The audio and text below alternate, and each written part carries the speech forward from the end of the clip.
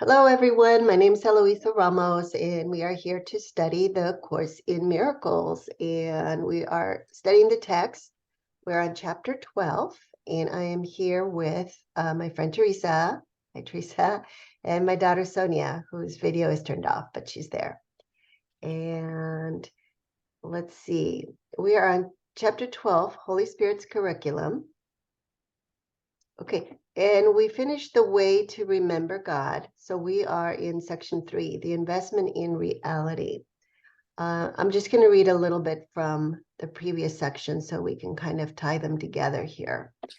So the miracle really is the way to remember God, because miracles translate the denial of truth. So in other words, the Holy Spirit is the translator that looks at our denial of truth, okay, which is basically the belief in separation, and perceives it from the point of view of calling for love. So therefore, let's see, line 2. If to love oneself is to heal oneself, those who are sick do not love themselves, and therefore they're calling for love. So that's what we want to offer. We want to offer forgiveness and love. See line 4, if they knew the truth about themselves, they could not be sick. So 5, the task of the miracle worker thus becomes to deny the denial of truth. And that's the miracle. Because it's the recognition that only what is true is true. And so nothing else can be true. Therefore, the denial of truth does nothing. So sickness, the mind recognizes, is not real. So the sick must heal themselves, for the truth is in them.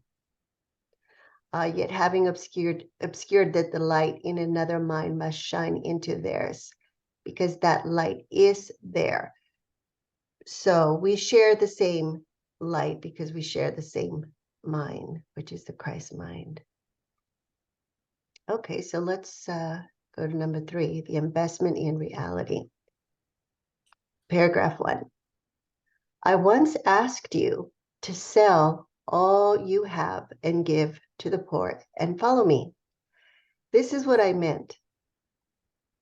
If you have no investment in anything in this world, you can teach the poor where their treasure is. The poor are merely those who have invested wrongly, and they are poor indeed. Because they are in need, it is given you to help them, since you are among them. Consider how perfectly your lesson would be learned if you were unwilling to share their poverty. For poverty is lack, and there is but one lack, since there is but one need. Okay.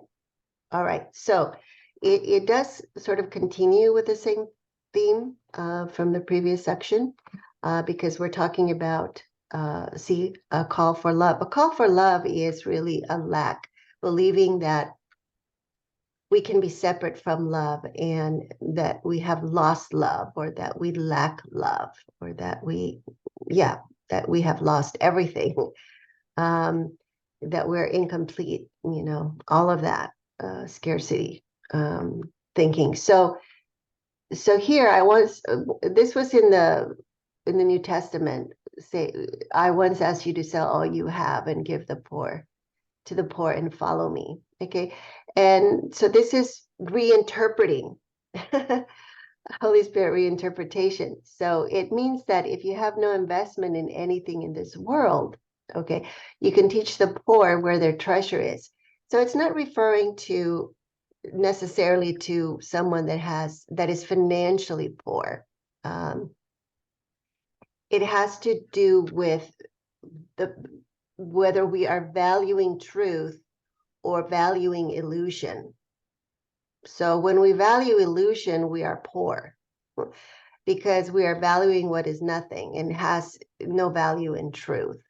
So, so when we invest in anything in the world, which is a world that is impermanent and it's not eternal, is not of God, who is eternal, then we're going to be considered poor here. And so to recognize that there's nothing in the world that we want would be to be able to teach the poor where their treasure is, which is in the eternal love of God. That's our treasure. So the poor are merely those who have invested wrongly, and that just means that we have given the things of the world that come and go and are impermanent and temporary, that we have invested our time, our energy, our identity, our effort.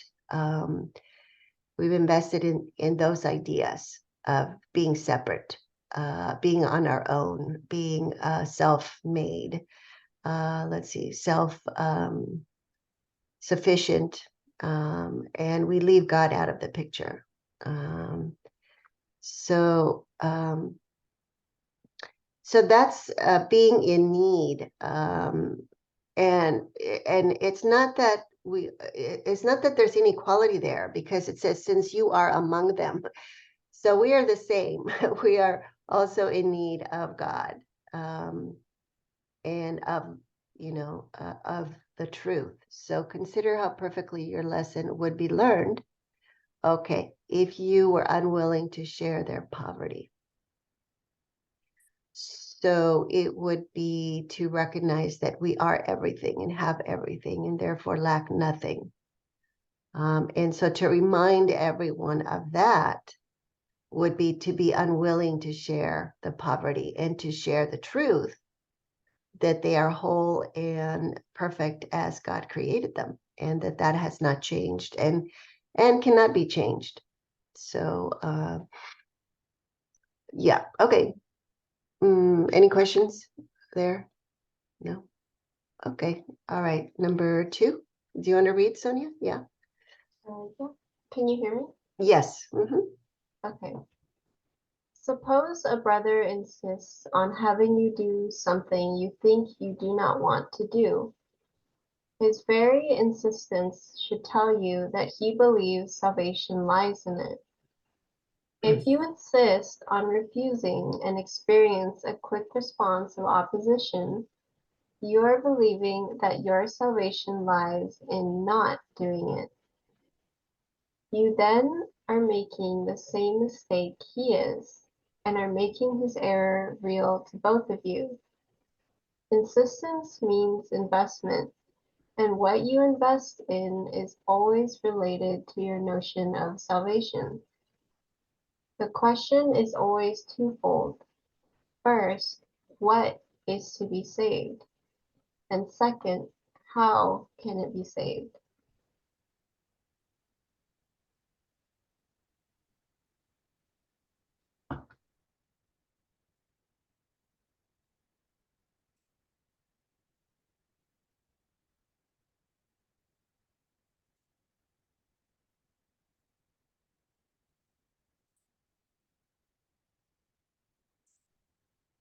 Can you think of an example, Sonia?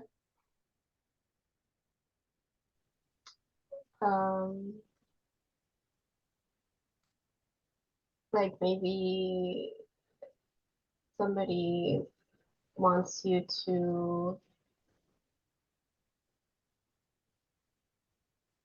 invest in something, like with money. Okay. I don't know. Yeah. Okay. And so his very insistent tells you what? That he thinks his salvation lies in it. Mm-hmm. Mm-hmm. Mm-hmm. Yeah. So then go down to line 6. The question is always twofold. First, what is to be saved?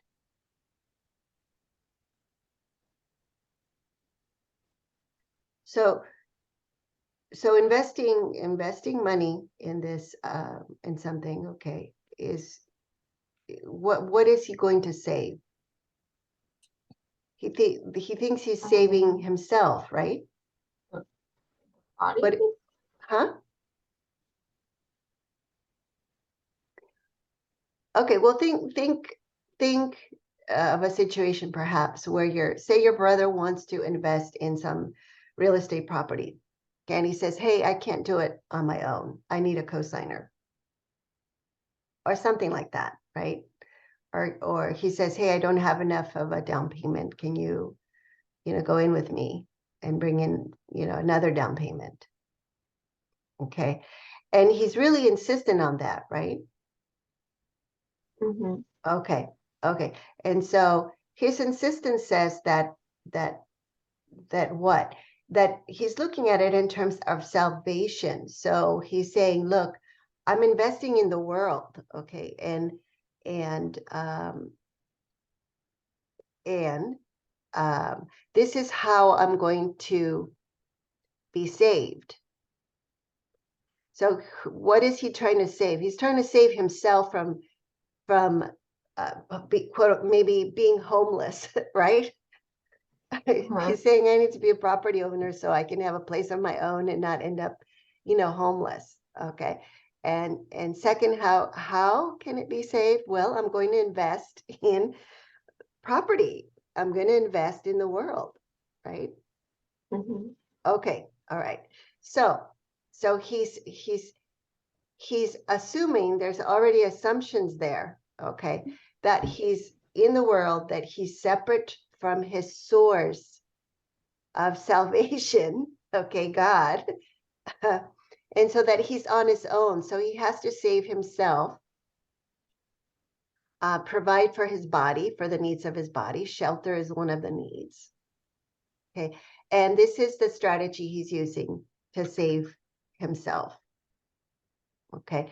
And so, but he's saying, well, I can't do it on my own. It's expensive. It's too expensive here. I'd have to move out of the state or whatever. Okay.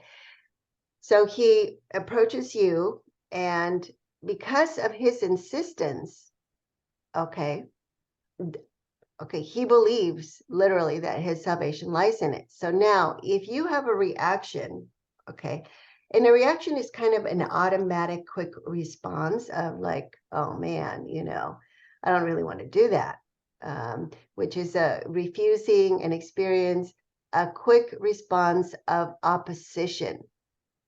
Okay, if you're like, oh man, I don't know, that's too much work, I'm gonna have to like get a full-time job or do whatever, okay, then you're believing that your salvation lies in not doing it. Do you see that?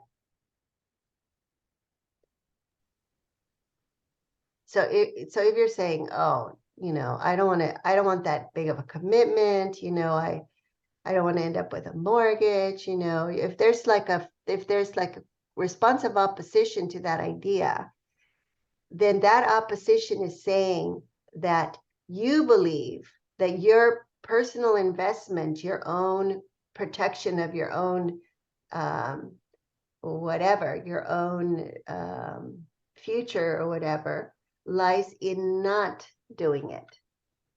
Okay. Mm-hmm. In that case, then you are making the same mistake he is, because because okay, by opposing the error, okay, you're making the error real to both of you. Does that make sense or not? I think so. Did it make sense, Sonia? Yeah, sort Yeah, of. yeah. So insistence means investment, and what you invest in always is related to your notion of salvation. So in other words, his idea of salvation is to own property. Okay. Well, my idea of salvation is to not get tied down with a mortgage for 30 years. So that's salvation to me. Okay. So we have an idea of salvation that's based on things in the world, and they can oppose one another. So how can salvation to me mean one thing and salvation to him mean the opposite thing? Salvation would then have to be a contradiction. So it's not really what salvation is.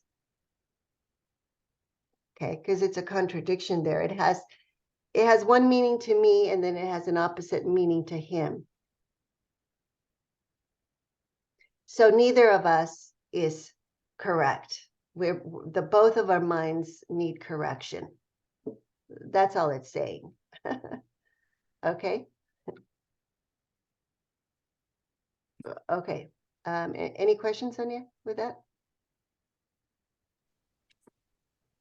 No, I'll do it after. Okay. All right. Okay, Teresa, number 3. Whenever you become angry with a brother for whatever reason, you are believing that the ego is to be saved and to be saved by attack. If he attacks, you are agreeing with this belief. And if you attack, you are reinforcing it. Remember that those who attack are poor. Their poverty asks for gifts, not for further impoverishment. You who could help them are surely acting destructively if you accept their poverty as yours. If you had not invested as they had, it would never occur to you to overlook their need. Mm-hmm. Wow. I mean, because attack is being applied very broadly in this paragraph, I think, because basically it's saying that it comes back to the attack and defense thing. If he attacks and I defend, they're both attack. We reinforce each other. We're making that real. And yet, really, what he's doing when he attacks like that is he's asking for love. It's a call for love. Mm-hmm. And my response is not that. Yeah. Mm-hmm. So I'm overlooking their need. Yes. So, yeah, and it can be as simple as, let's see, let me think back. So, I mean, if we use the same example, mm-hmm. if I don't resist my brother who's asking for me to invest because I want to be true to myself, which is my reluctance in that, then that makes us both wrong. But where is the right? I mean, how could I respond to his call for love, which is he needs my help to invest in something, or he thinks he does? How do I respond to that is a loving thing? Yes. So, And still be true to myself. well, okay, well, let's look at that. Okay. Being true to myself. Okay. Yes. What you're saying is that it's the first question there in line 6 in the previous paragraph. What is to be saved? Well, over here it says that it's the ego to be saved. So what you're saying Yes. is, how can I be true to my ego Yes, that's what I'm saying. and not attack my brother? I guess I can't. No, we can't.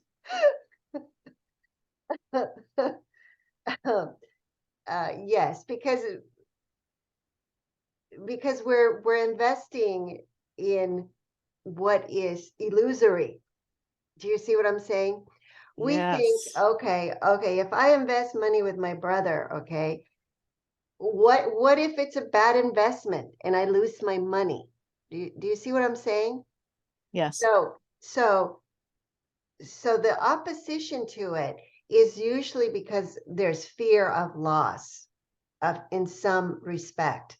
And if we're coming from a place of fear of loss, we're not coming from the right mind that recognizes it is whole and can suffer no loss.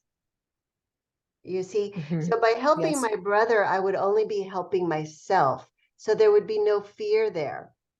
And that's what the Course calls devotion to my brother.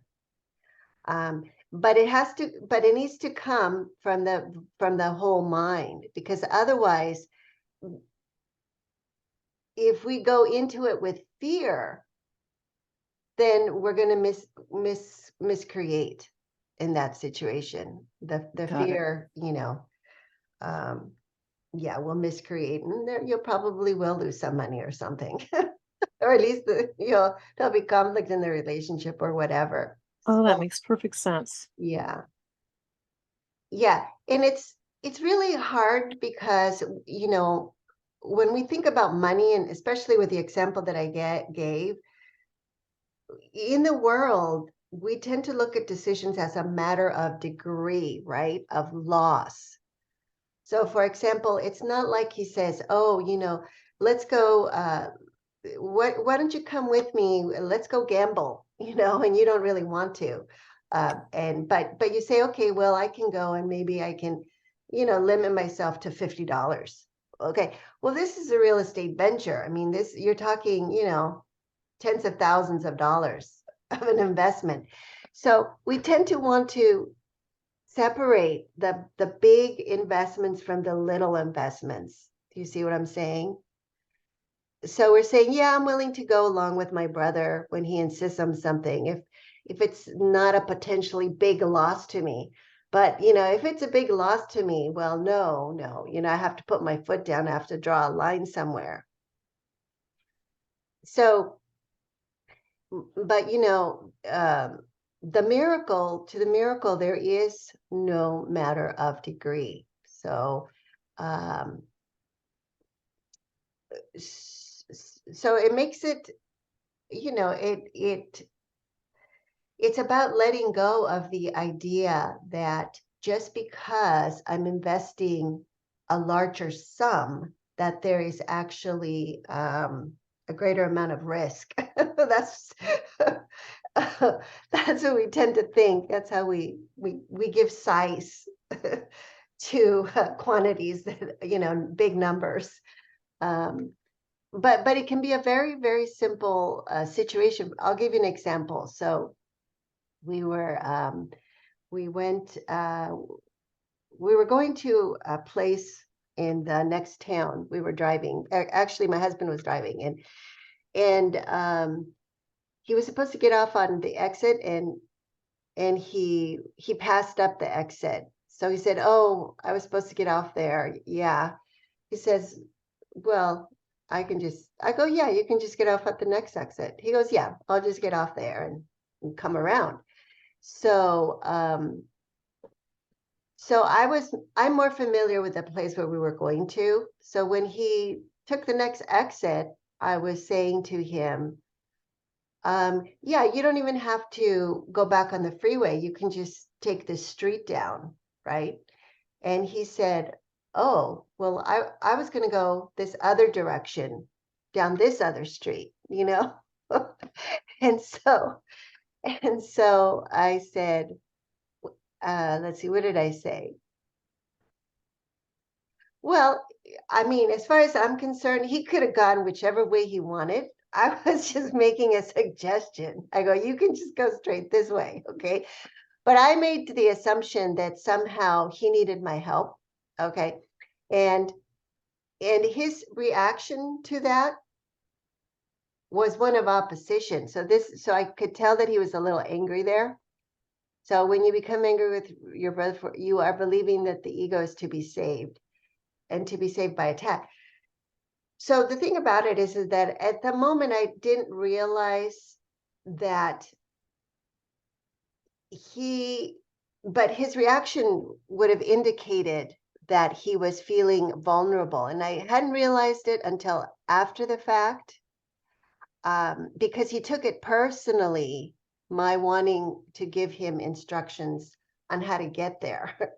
So he wasn't in a position to accept quote unquote correction.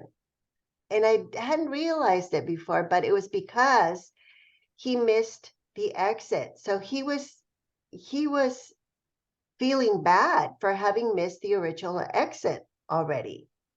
And so he was trying to save himself from having made that error. And then he wanted to find his way there on his own. Do you see what I'm saying? And I was trying to be helpful, and he didn't accept that at all. So, so you can look at it in terms of the ego dynamics there. Okay, he's trying to save his own ego from feeling like, oh man, I have to make up for my mistake now because you know, I'm supposed to know where I'm going here. Okay. And me, I'm coming from a place like, well, no, I have more experience, you know, I'm I'm the expert here. So I can tell him and be helpful. Well, that's still ego. I hadn't realized it, but that there's still ego in that. So if he attacks, you're agreeing with his belief. And so once I noticed that he was, you know, kind of saying like, well, you know, I could have gone this way too. And I did react. I said, well, fine, just have it your way. So it was a simple little thing about investing in my way, you know, as the best way. Um, and that's poverty, because it's an insistence. You see how it says in here, line 5, insistence means investment, and what you invest in is always related to your notion of salvation. Okay, and if the anger shows up, then it means that we are trying to save our ego. Okay, and therefore we justify the attack, because the ego will justify the attack. Yeah, and you know, sometimes when we're helpful, that can also be perceived as an attack, because what's the word? People perceive it as, well, you know, I'm the driver, it's none of your business. when they want to be in control. So it's all about um, it's really about staying in a place of peace and not reacting. Otherwise, we just make the error, like it says over here. You're making the same mistake, line 4. You're making the same mistake he is, and are making the error real to both of you.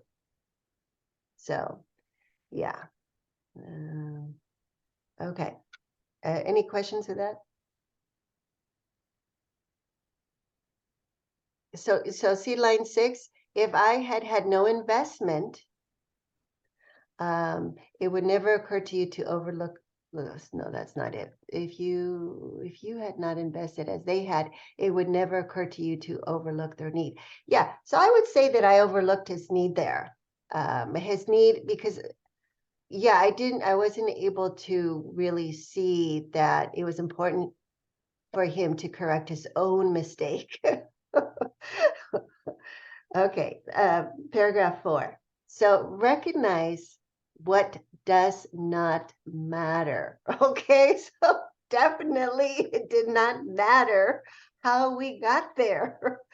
um, and um, and so if your brother asks you for something quote unquote outrageous, do it, because it does not matter. So that's what I'm saying, is that we can see real easy that, okay, whether you take this street or whether you take that street, it doesn't matter. Okay. But then when you escalate it and say, well, you know, whether you invest in your money in the real estate venture with your brother, or whether you keep your money to yourself in your savings account, well, now that matters. You see what I'm saying? In reality, it doesn't matter either. We just think it matters. We're making a difference. So 2, refuse, and your opposition establishes that it does matter to you. 3, it is only you, therefore, who have made the request outrageous. And every request of a brother is for you. Why would you insist in denying him? For to do so is to deny yourself and impoverish both. He's asking for salvation as you are. Poverty is of the ego and never of God. No quote unquote outrageous requests can be made of one who recognizes what is valuable and wants to accept nothing else. Okay, so basically this is how we can live in the world without experiencing loss. even if, you know, the investment we made with our brother in real estate goes bad, okay? Because we're not actually investing money itself. When we support our brother, like it says over here, let's see. Suppose the brother insists on having you do something. Okay, so when we do not make the error of our brother real and have devotion to our brother, what we're really investing is the truth. Do you see that? So because we invest in our brother and not in what he's doing, we are not we do not involve ourselves in lack, in the error. Does that make sense? Yeah, because the motivation or the purpose for why we're doing what we're doing is love. It's to join with our brother, you know, it's to share love with our brother. It's not to try to make money together in the world. And because if the purpose was an ego purpose of trying to make money together in the world, then it would matter, you know, whether this venture worked out or not. And my relationship with him would probably go sour if it didn't work out. Do you see what I'm saying? And so it's about valuing the, it's about giving value to our brother, because our brother is love, and so am I. And so I would want to invest in that. So I'm supporting my brother because of that, not because of what he's doing. So then it keeps the ego out of the picture in that decision process. Does that make any sense? Yeah. Okay. Okay. So paragraph 5. Salvation is for the mind, and it is attained through peace. So this is the only thing that can be saved, and the only way to save it. Okay. Okay, so the only thing that can be saved is the mind, and it's saved from error. Okay, and the way to save it is to maintain peace rather than to go into conflict and attack. So any response other than love arises from a confusion about the quote unquote what and the quote unquote how of salvation. And this is the only answer. Never lose sight of this, and never allow yourself to believe, even for an instant, that there is another answer. For you will surely place yourself among the poor who do not understand that they dwell in abundance and that salvation is come.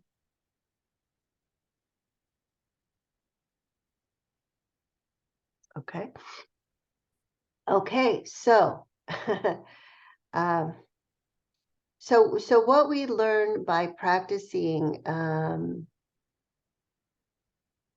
devotion to our brother, okay, and offering only love, okay, is that salvation is for the mind, and it is attained through peace. So rather than through ego goals,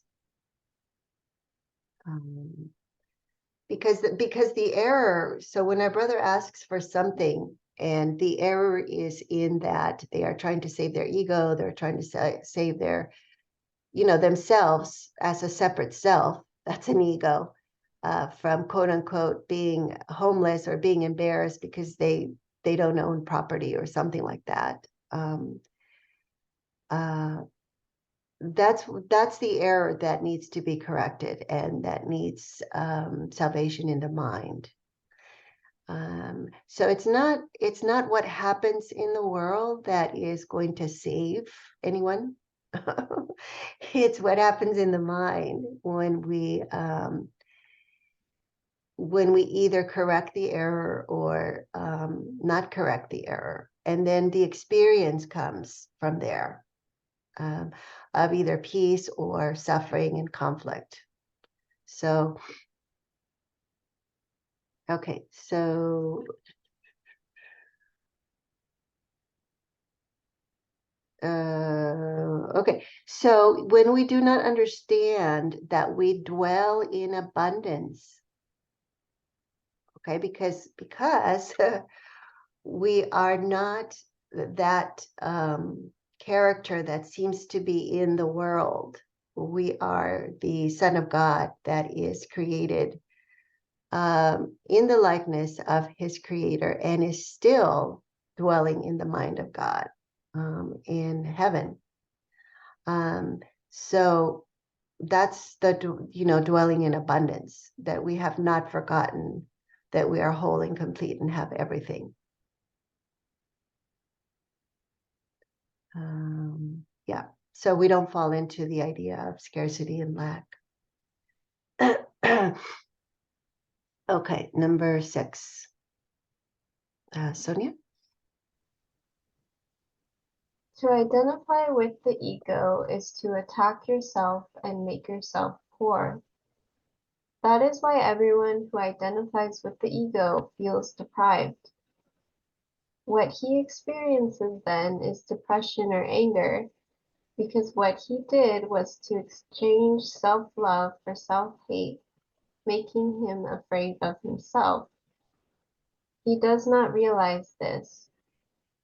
Even if he is fully aware of anxiety, he does not perceive its source as his own ego identification, and he always tries to handle it by making some sort of insane arrangement with the world. He always perceives this world as outside himself, for this is crucial to his adjustment. He does not realize that he makes this world, for there is no world outside of him.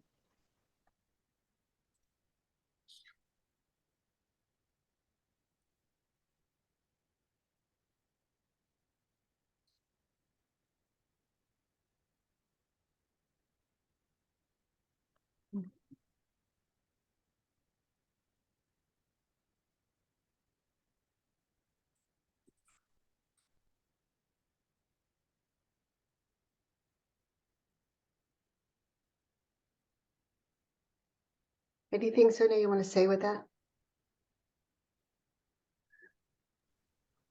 No. No? Okay. Okay, so this is talking about the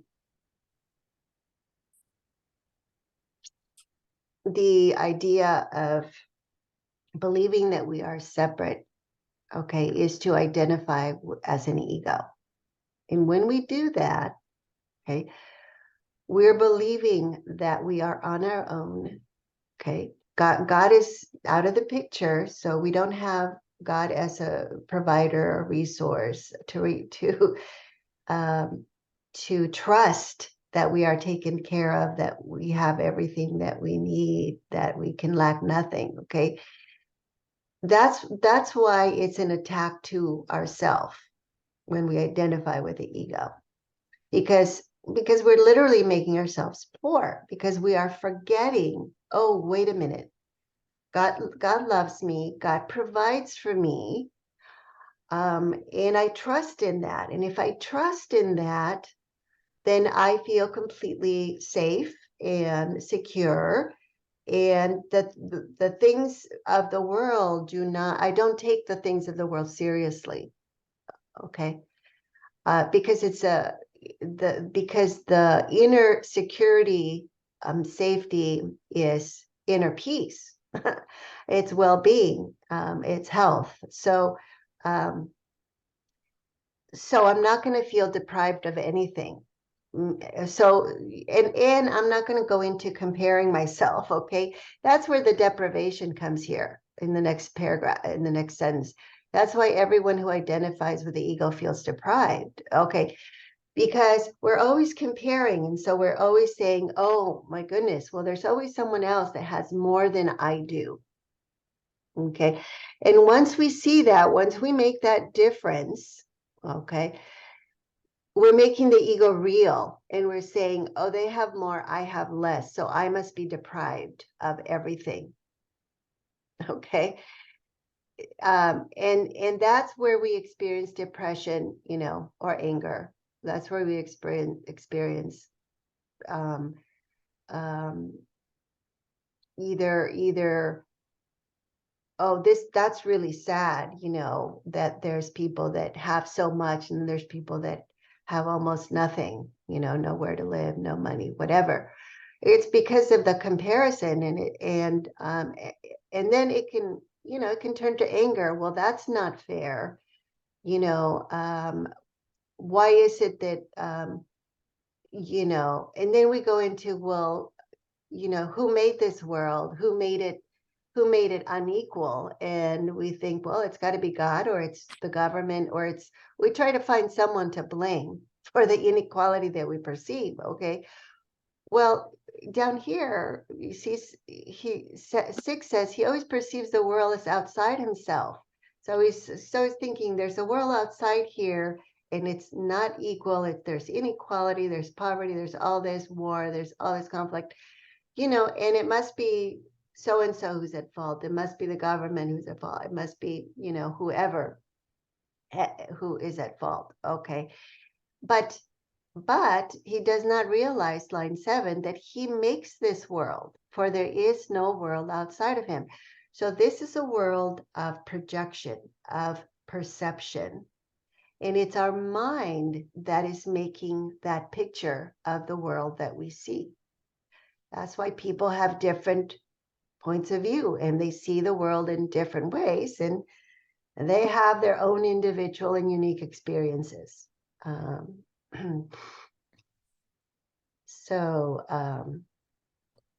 Yeah, and so when it talks about the depression or the anger, it says because what he did was to exchange self-love with a capital S for little self-hate with a small capital S, making him afraid of himself. So that would be a split mind. The self with the capital S is not a split mind, because the self with a capital S recognizes it's one son of God. That's love. But with the self-hate, it perceives separation. It perceives, you know, a world that's separate from me, people that are separate from me. I'm a body, that's an ego, that's an individual self.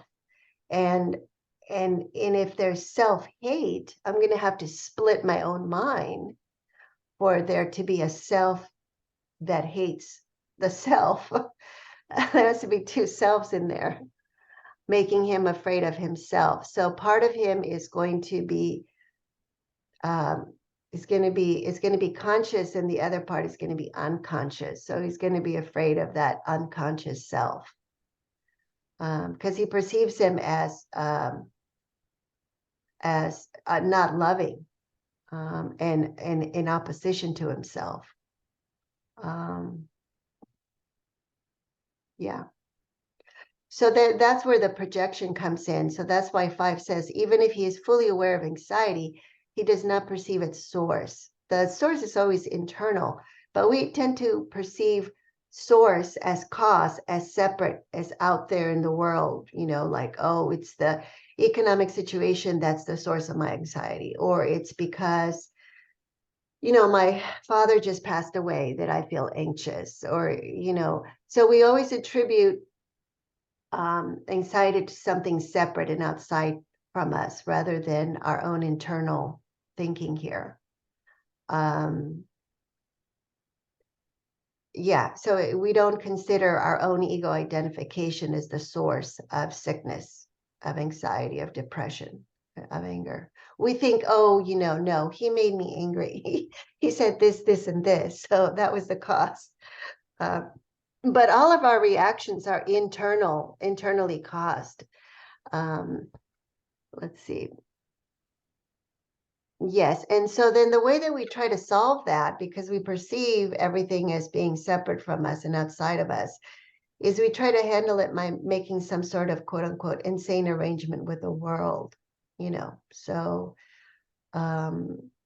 so so then we think, okay, well, once I accomplish this, this, and this in the world, then I will be secure. And, once my investments in property and whatever stocks or whatever, once I have that, then I can feel safe and secure. So that's the kind of arrangements we try to make with the world, because it's so unstable, that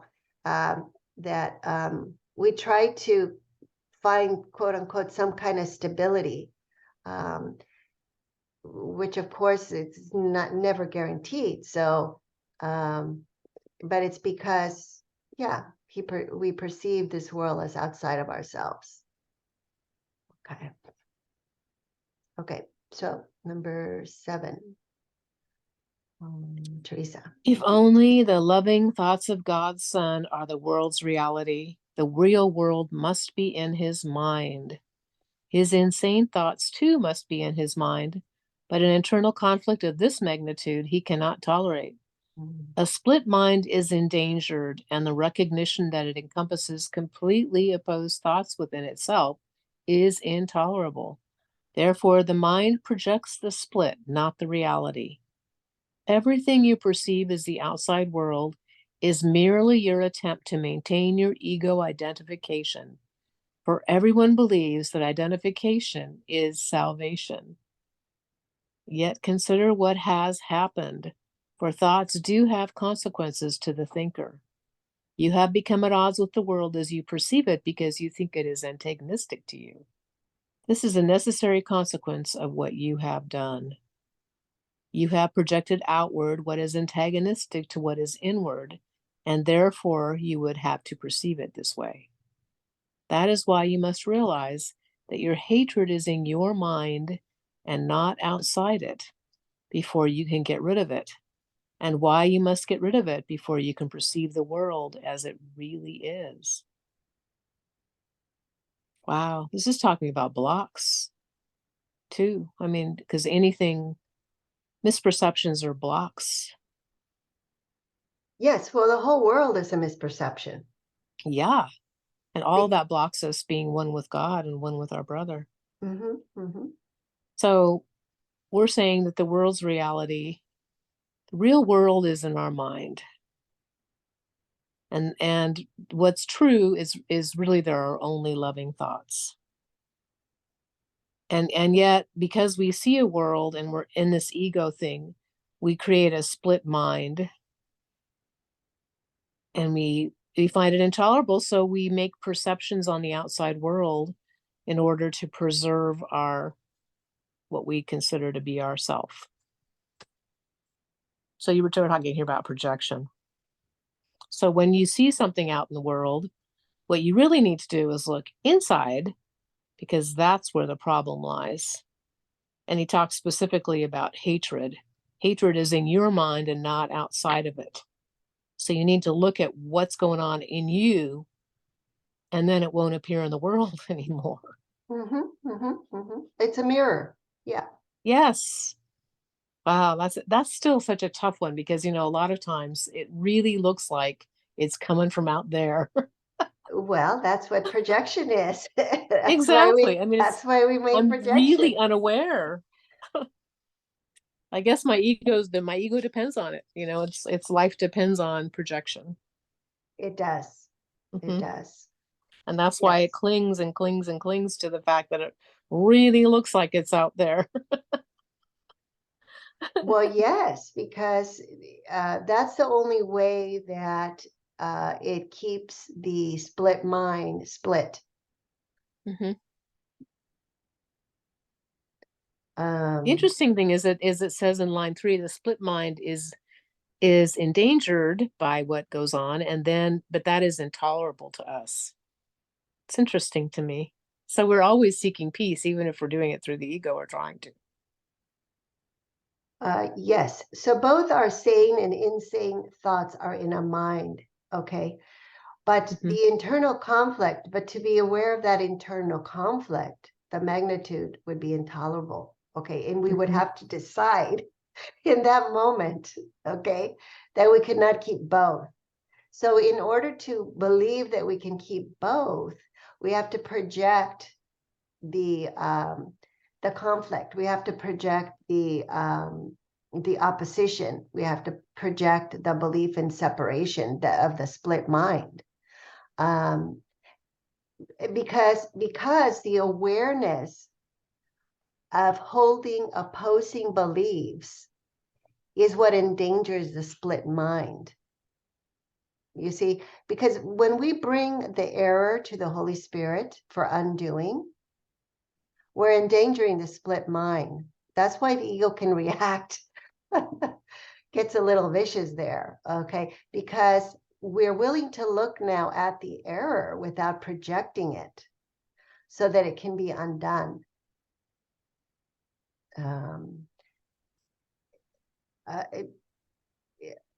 But first we have to be willing to not project it. So we have to be willing to take responsibility that everything that we see outside is really in our mind. Because as long as we keep the cause of what we think is happening to, quote unquote, to us out there, then we can't even say, oh, well, I can decide to undo that. How am I going to decide to undo that if it's separate from me? It's not in my mind.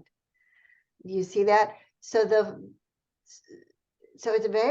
first step always in healing the mind is to recognize that the only cause is at the level of my mind. And so I'm not a victim of the world. There is no separate world from my mind. Because a lot of times people say, well, there's all this stuff, I'm suffering, I feel really angry all the time or scared or whatever, and I want to get rid of it. Okay, well, it's telling you right here that in line 10,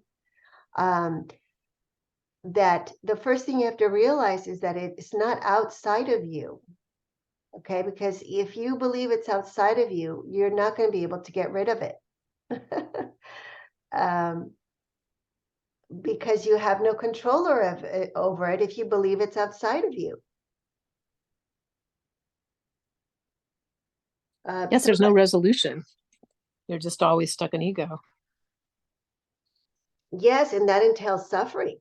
That entails suffering, so it entails sickness. So, we have to really see that they go together, to be motivated, to accept responsibility, not because we want to switch the blame from the world outside to, oh, I'm to blame and I'm guilty now, and turn all my wrath against myself. But it's to release the powerlessness of believing that my mind is not the source of everything here that I perceive.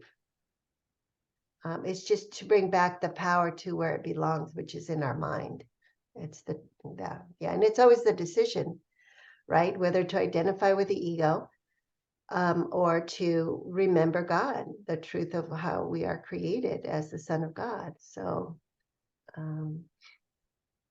and that's why, the first line, if only the loving thoughts of God's Son are the world's reality, then the real world must also be in our mind. And okay, if we no longer want to see a world of ego and separation and conflict and fear, and we want to see the world as it really is, then we need to invest in reality. That's the title of the section. The investment in reality, rather than investment in the ego. and unreality.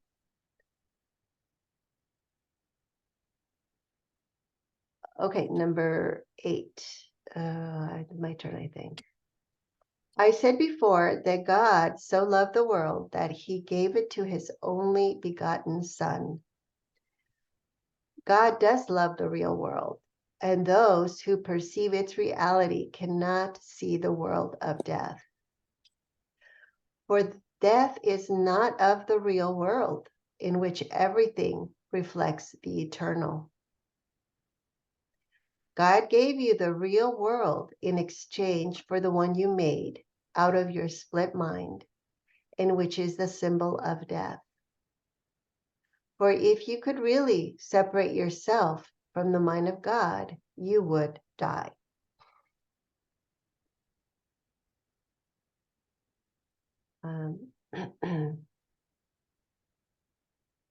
Okay, so there is a real world that can be perceived, and it's a reflection of our loving thoughts, because they're God's thoughts, and those thoughts are eternal, and therefore, to perceive the real world is to perceive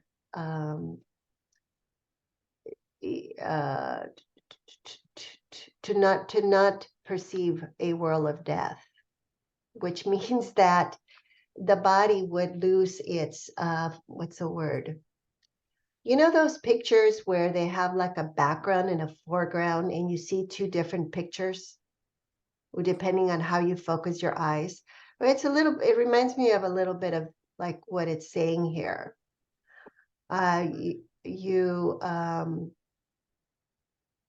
If you're looking through the filter of the ego, you're going to see one world there with everything impermanent, everything dying. Okay. But if you look at the real world, then there is no death, there is no loss, because the essential nature of the world is eternal spirit. And so all of the changes that would come in a world would not be interpreted to be death,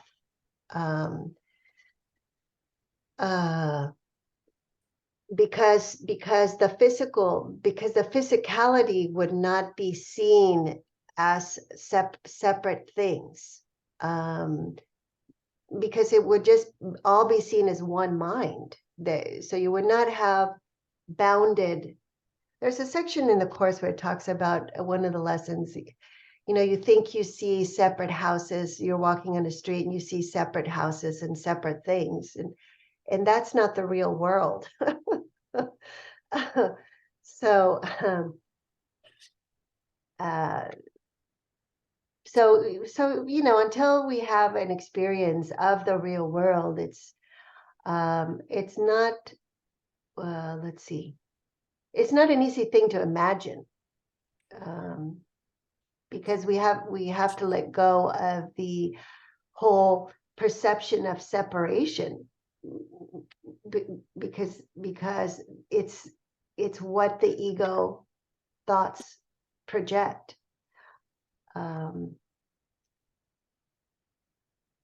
Yeah, so anyway,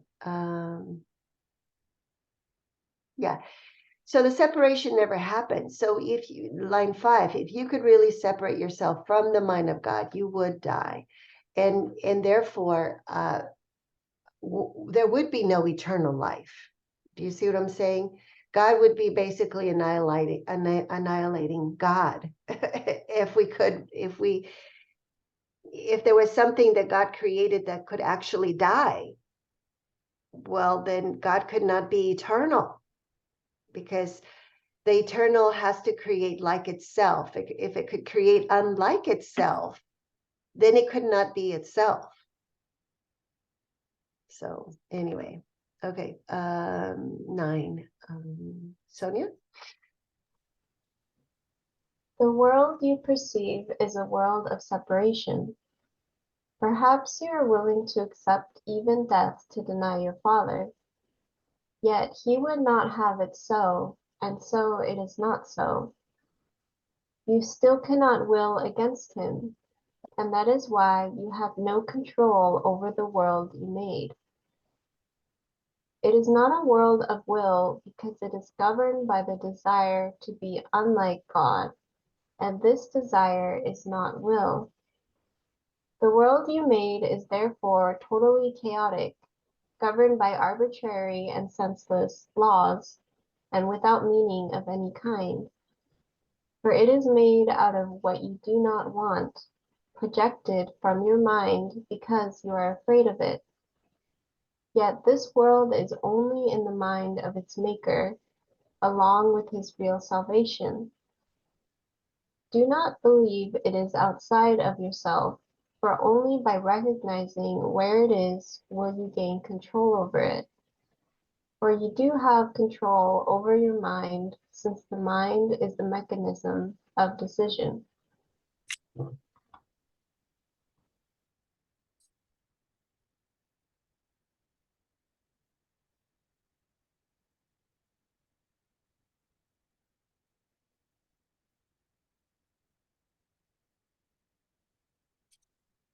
Okay, anything, Sonia, you want to say? No. Oh, no questions? Okay. Okay. Okay, so yes. So perception, the word you perceive is a world of separation because it is a projection of a thought system of separation.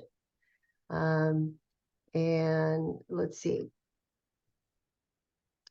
And and if we're going to accept separation, that would mean that we are willing to accept death in order to deny the truth that our Father is eternal and cannot have made a world that is not eternal, that is separate from itself, okay, and not like its source. Okay, but of course, God cannot have this be so. And so it is not so because God cannot create unlike itself. I mean, the whole nature of creation is extension, and extension is like and like. So, so even if we make up an imaginary world, an illusory world, where we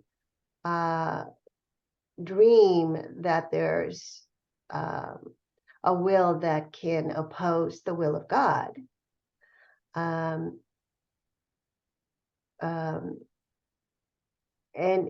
if we dream that dream, okay, in that dream, we're not going to have control over the dream because we're going to believe that our mind is separate from what it made. Okay. So as long as we believe that our mind is not the cause of the world that we perceive, we're going to have control issues. We're going to be really afraid because we're going to think that the world can hurt us and we have no control over it. But because it's not a world of will, in other words, the ego thought system is made up of thoughts that are not true. They're not thoughts of God. And because they're not thoughts of God, they're not made of the will of God. They're not creative thoughts. So it's not a world of will because it's governed by a desire to be unlike God, to oppose God. Okay. And that is wishing. That's what the Course calls wishing. This desire is not will. It's idle wishing. So the world you made is therefore totally chaotic because it was not made out of love. It was made out of a wish to be unlike God, which is love. So it's going to be chaotic because there's no harmony, there's no unity, there's no love there. It governed by arbitrary and senseless, quote unquote, laws, okay, that are made up. That's why we have governments and we legislate laws. We literally just, sign petitions and make them into laws that come and go. And then we, don't like laws, so we go to legislature and put them on the ballot, and we get rid of them or we make new ones. And because they're subjective like that, they don't have any real meaning at all. Okay. So this world is made out of what you do not want. So the ego projects the world out of what it rejects. So that's why what the ego makes is not made from love. Because it's basically making judgments, and saying, okay, well, this I don't want, and this I want. And so I'm going to hold on to the things that I want, but everything else I'm going to project onto the world. And then I'm going to be afraid of that because I don't want it, and now it's separate from me and I don't have control of it. So I'm going to be afraid of it.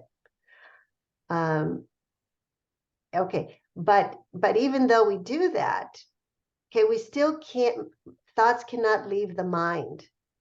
Okay, yet this world is only in the mind of its maker because it's a dream, along with his real salvation. And so the mind that dreams of a world of separation, okay, also has the Holy Spirit, which is the link to outside of the dream, which is truth, which is what real salvation is to be awakened from the dream of being identified with being a separate ego. So do not believe it is outside of yourself. So to believe that salvation is outside of ourselves in the world would be to maintain the reality of the illusory world, which is not reality. And so only by recognizing that the whole dream of the world is in our mind do we gain control over it.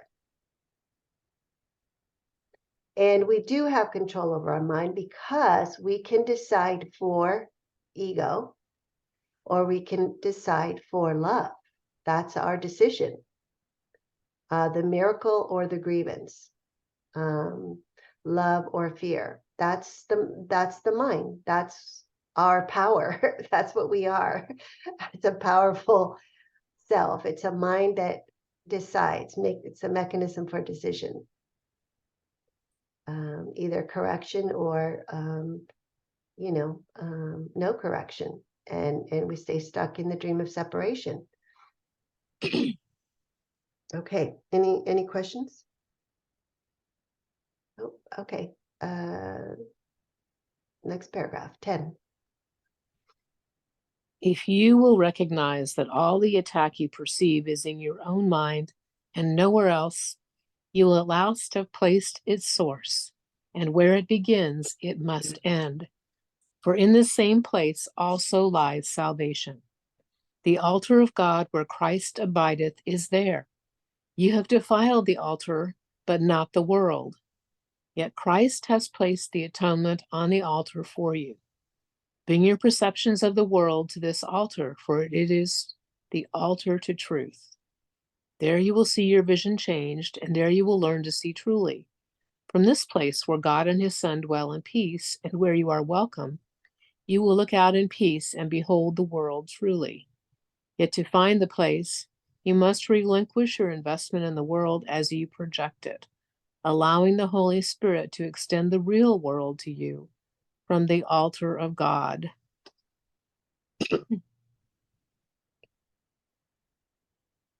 I guess basically the paragraph is saying, when we recognize that all attack that we perceive is in our own mind and nowhere else, and we placed its source, then we can place it on the altar of God and have the Holy Spirit help us heal it. And then we'll be able to look out on the world in truth as it is with love. Mm-hmm. Mm-hmm. Yes. So So it means that we stop projecting. Yeah, isn't that wild? Mhm. Hmm. And then the mind opens up to receive correction. Because it's a decision for love. You see, it's a decision that is based on the recognition that we want to see things differently. We don't want to continue seeing a world of conflict, of fear, because it has effects, like it was, where was that line where it says that it has, it was just one little line there. It says, consider the consequences, paragraph 7. Line 5, everything you perceive as the outside world is merely your attempt to maintain your ego identification. For everyone believes that identification is salvation. Yet consider what has happened, for thoughts do have consequences to the thinker. Okay? And those consequences are suffering, pain, sickness, conflict, war. Yeah.